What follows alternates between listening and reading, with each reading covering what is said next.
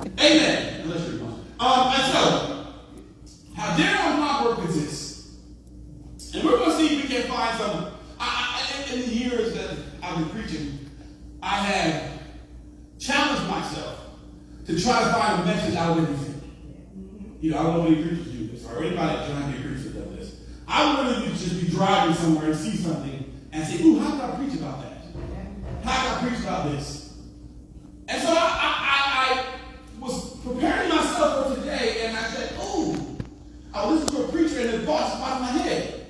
Let's preach on Darren Blunt. Darren White, let's preach about it. And see if we can get some lessons out of it. So this is how it works. Anybody heard this other than my family? Y'all heard this? Okay, still. That means y'all sophisticated people. I don't be sophisticated that. I'm not saying good, but you're not sophisticated. So here's how it works with this. The day of the event. Now, I've seen videos about this. I studied it when we did it last year. The day of the event, you don't know where you're going. All right? So you wake up, you get dressed, and what's supposed to happen is whoever's in charge gives you either the address of where you're meeting at, or in some states, like Atlanta, I believe they did last year, they give you step-by-step directions. So they will tell you one thing, and then you follow that direction, and then they tell you another direction. And that's how you get to where the location is. And so what you do first is you kind of get up and go. Now, if anybody who wasn't invited sees you getting up and going, they're going to ask you some questions. And so they might say, well, where are you going? I don't know where I'm going. Well, who's over there? I don't know, I'm not sure who's over there. Well, when is it starting? I don't really have to short, so I'm going where I'm supposed to go. So how are you supposed to go? Because I got a ticket, and everybody else doesn't have the same ticket I got. And so I'm talking to people today who are like Abraham. You don't know where God is taking you. You don't know what God is going through you. You don't even know all the steps necessary for God to move in your life. All you know is you woke up one day and you were praying in your prayer closet and you heard God say, get up and go to where you're at. And by faith, you stepped out. I'm going to go where God told me to go. Do I know where I'm going? I have no idea. Am I going to know people when I get there? I don't know. Why are you going? Because I trust God because He put my name on it and He taught me by name. And so what happens is everybody around you is not going to be able to go, but they don't got something with their name on it. They don't got a ticket.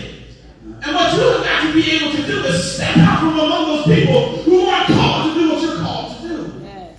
The mistake some of us make, though, is we think we have to be connected to somebody for the rest of our lives. And when we are moving to where God moves us to, we think that we have to take everybody with us.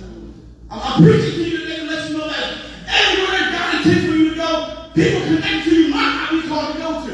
Come on. You've got to be like Abraham, where God said, get from among those people that you know, and just get them and go to a place I'm going to tell you. The problem we have is we want to be connected to people so much, we risk losing our blessing because we're holding on to something God is trying to remove us from. And so your blessing is unique to you. Even if someone can still go where you're going, it wouldn't matter because they weren't called to be where you were called to be. So you can follow me where I'm going, but God didn't anoint you for this purpose. God didn't call you for this purpose. The purpose was specifically designed for you. And guess what? You were shaped and fashioned through every step of your life to be prepared for that purpose. And so, you get dressed and get ready. You don't know where you're going, but you know you're going somewhere. And so you might not see the promise right away, but you got to be prepared for it.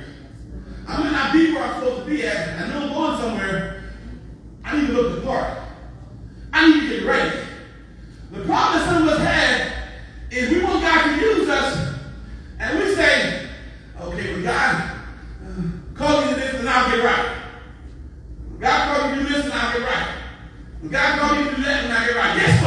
If you could get right on your own, you would have gotten right. Amen. Come on. If it was that easy, it would have happened already. But sometimes you got to trust God. My wife cooks baby food that she cooks tonight. We're having turkey. I'm excited about turkey. I love turkey. When she put the turkey in the oven, is it going in the oven or the slow cooker? Which one? She said, she don't even know, right? Well, for those who don't know me, this is me. I'm crazy. So when she put the turkey in whatever apparatus she used to cook it, I am getting ready. You know? I'm going to set up my tray, put my plate on the tray. I make my drink. I always make my drink ahead of time. You know, like tonight we're going to have iced tea. I got iced tea mix at home. And I'm going to mix my iced tea. That has nothing to do with the message, but that's the point I'm making. So you get ready, sit it all together. When it's time to eat, you're already prepared. That's how you got to do the job. When you know God's calling you to do something, don't wait to get ready. I know God wants to use me, so what does that mean? I'm going to increase my prayer life. I'm going to start getting more familiar with God in the Word. I'm going to start increasing my fellowship. I'm going to do what God called me to do. I'm going to go out and witness about God's goodness and His mercy. I'm going to do all these things that God called me to do. I'm not going to wait to the point that I receive what God promised me. I'm going to prepare myself before I even get there.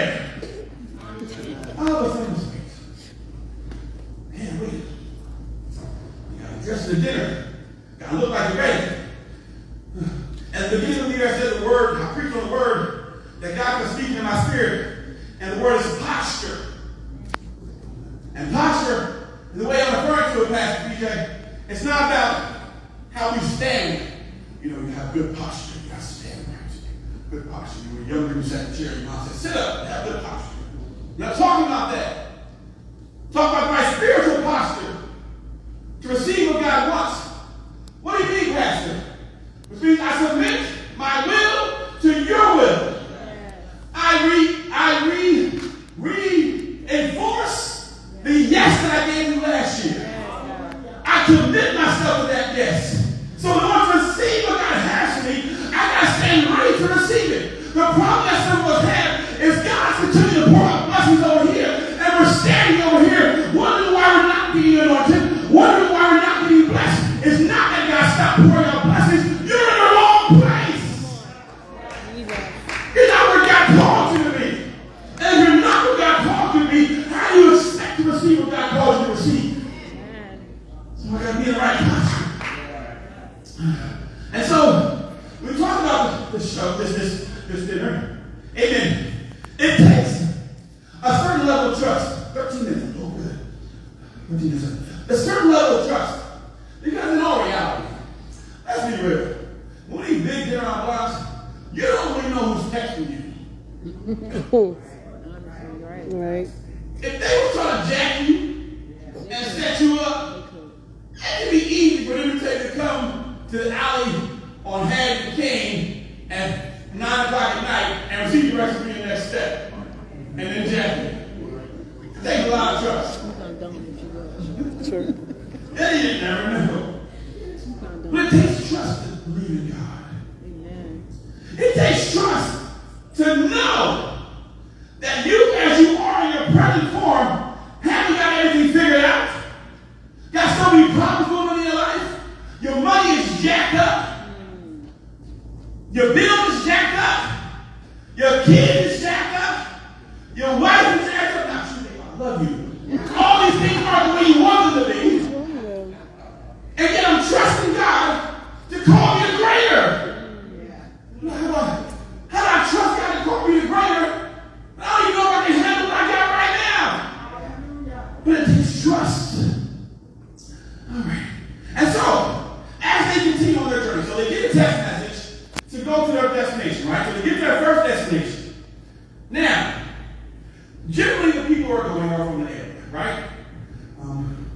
But if someone texts you to go somewhere and you're not familiar with the area, you can possibly get lost and turn around. So if you aren't familiar with the area, sometimes you might not be sure where you're going. But what you say is, I'm going to look for people who dress like I'm dressed, and my assumption is you dress like I'm dressed, then you're I'm going. So, even if I don't know where I'm at, you're looking like you're dressed crazy. I'm going to follow you. I see a crowd of people, one direction. All right, so I'm not sure where this train is. You tell me you don't know where the train's at. I'll follow these people. So, it's important then, because if you don't know them, you need to be connected to the right people. Yeah. I need to be connected to the right people who can help me in my journey.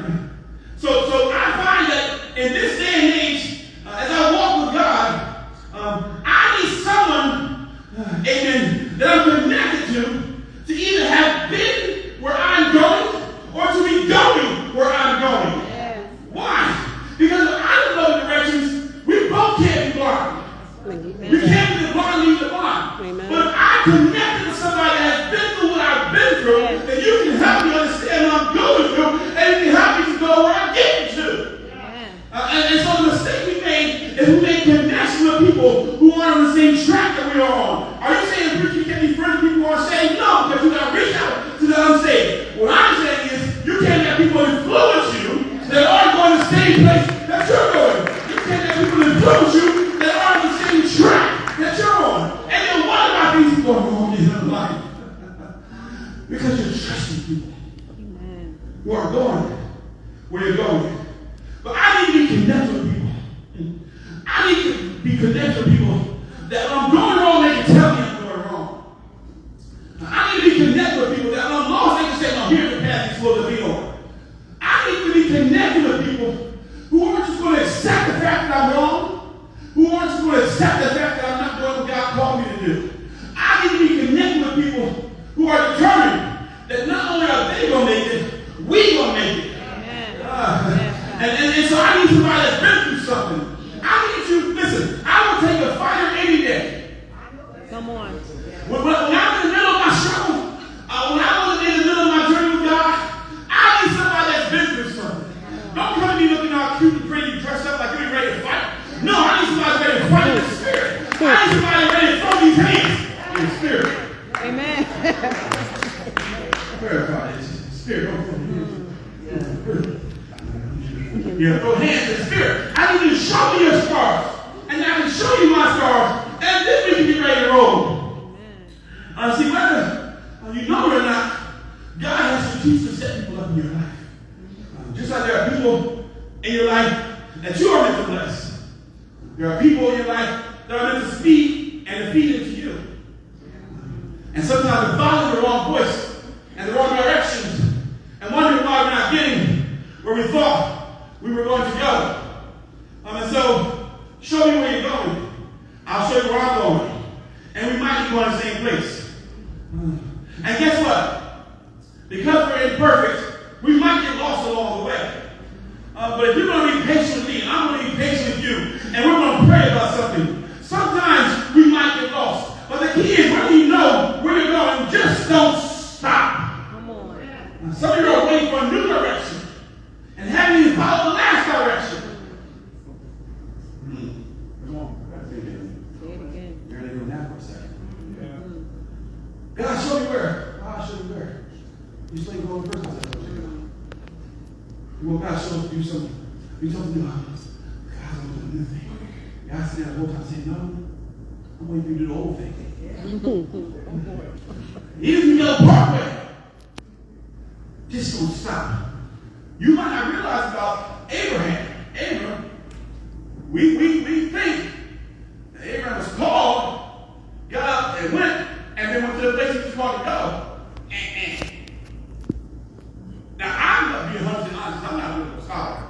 I think I know good now. Nowhere near some people that I know. But as I'm preparing this message, I didn't realize that Abraham was called to go Canaan, but he made a stop. And then go right there. I didn't know that. That shocked me, because I thought I was pretty good with Abraham's story. I preached on it before. And I studied it. I said, hold up. Preparing to go to scriptures. Wait, so you mean to tell me he didn't go where he's at to Canaan? No, he went somewhere it stopped. And then he went to Canaan. But the key was, he kept moving. So even if something goes on in your life, you got to stop. And don't make it permanent. Trust God and get back up. And know where you're called to go. So even if you got to go part way and you feel like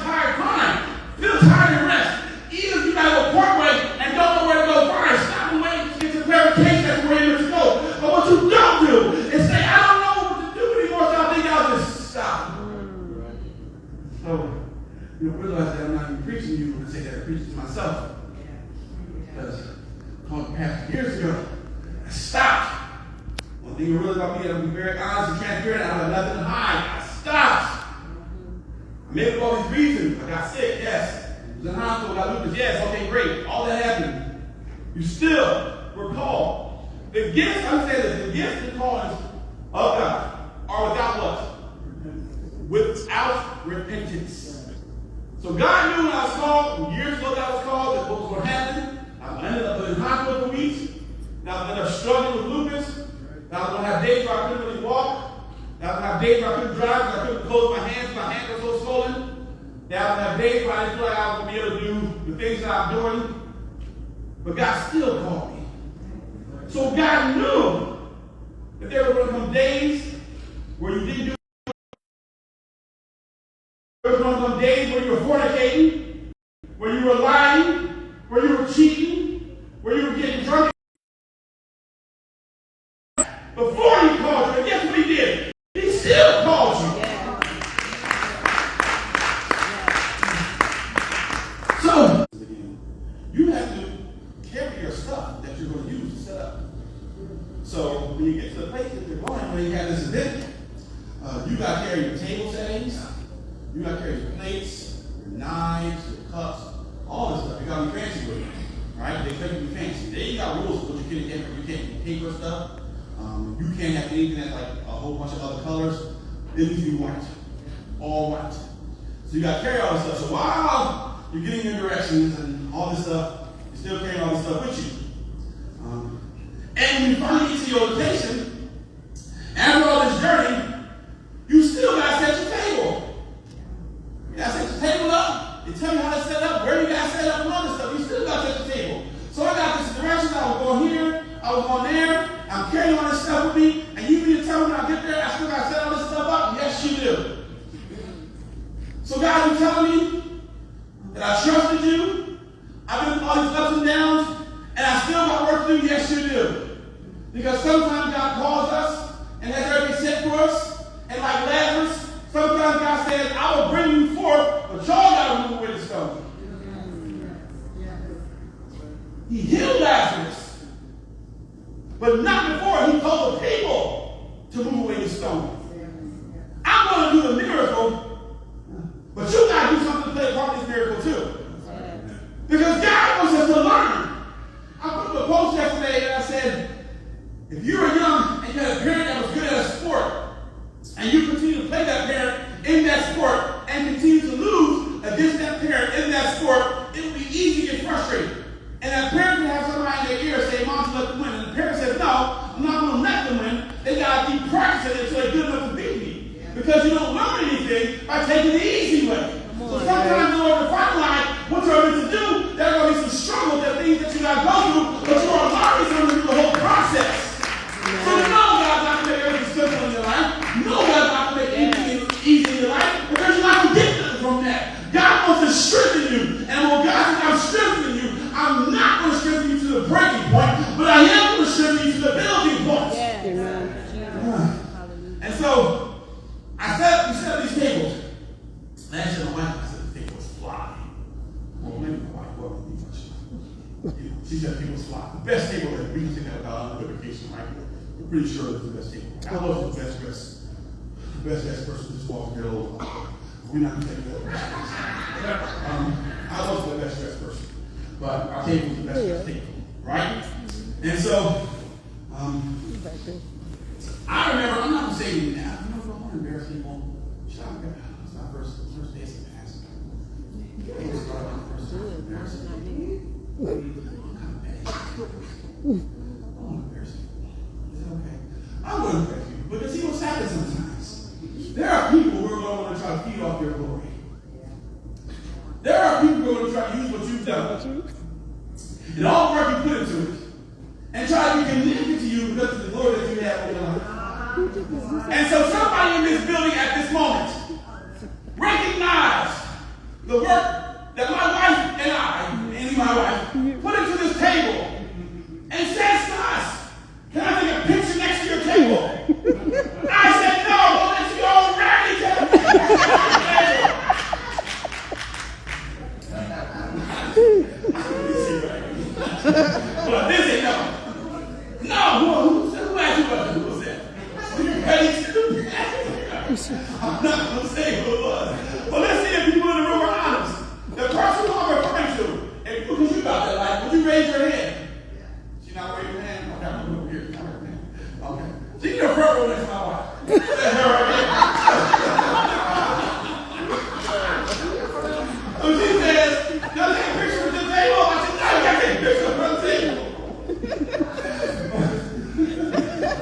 Did we do that? If you look at it, did you ever wonder why certain people want to continue to be connected with you? Drake said you wasn't really shooting in the gym. You want to be not putting all these hours in, all these struggles, but you want to feed off of and receive the results of my struggle without putting any struggle in yourself. In the world, if I was coming, I would say you didn't put 5 on this. You didn't put no effort on this. Now I know I'm called to bless people, but you're also called to walk in your own path. And you can't continue to receive glory by standing next to me, where God's calling you to your own destiny and purpose that you're afraid to step into. And so, I'm wrapping up 3 minutes. Oh, shoot, okay. So, what happens when you get to this place, you got there, you follow all the directions, you set up your table. If your table is really nice, you may get some people who are a little jealous of your table because your table is better than theirs. That sounds not infantile, but it does happen. Not that it didn't happen, I'm not speaking that up, it didn't happen. But some people might get jealous of your table. And then they say, okay, my table's nice until I live at your table. And in your mind, I'm not even competing. I'm just living my life. But the thing you got to realize is, you're looking at my table and look at how nice my table is. Look at all the stuff I got on my table.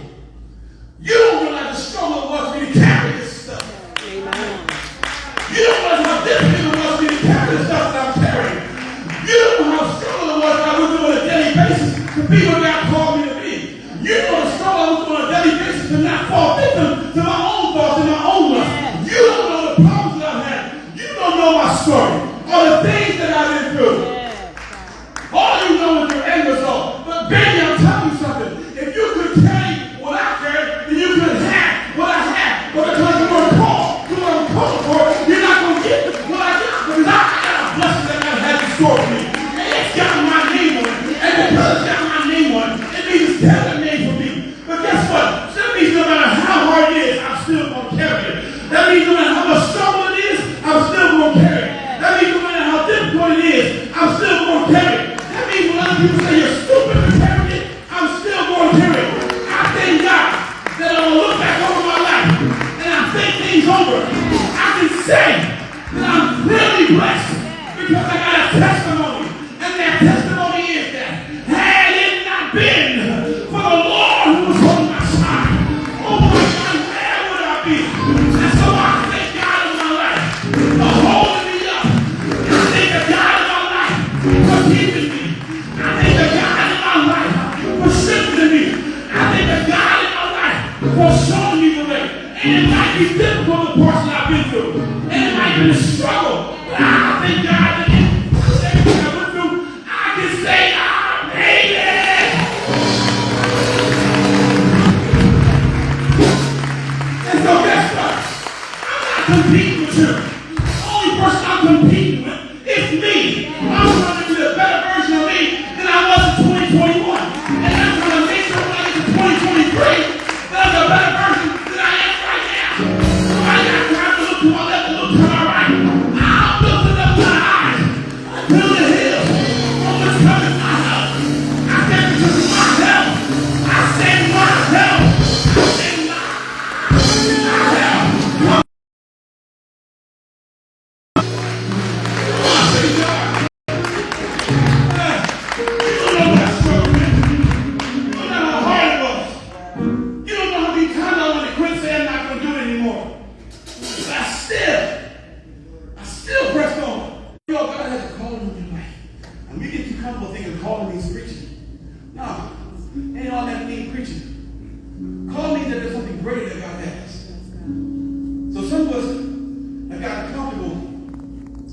Continuing a path that we know is not beneficial.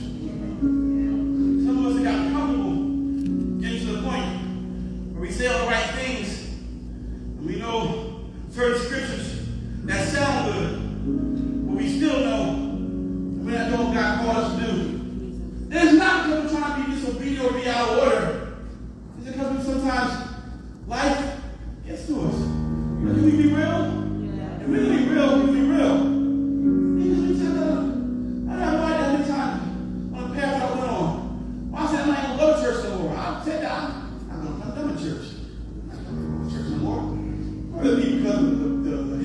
Church.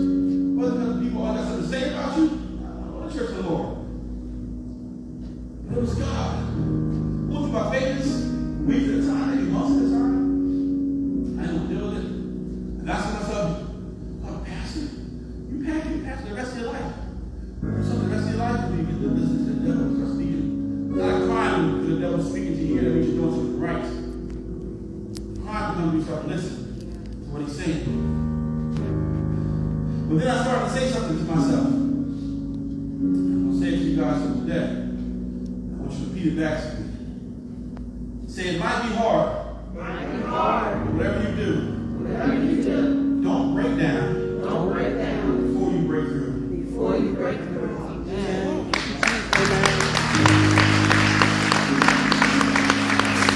That's it.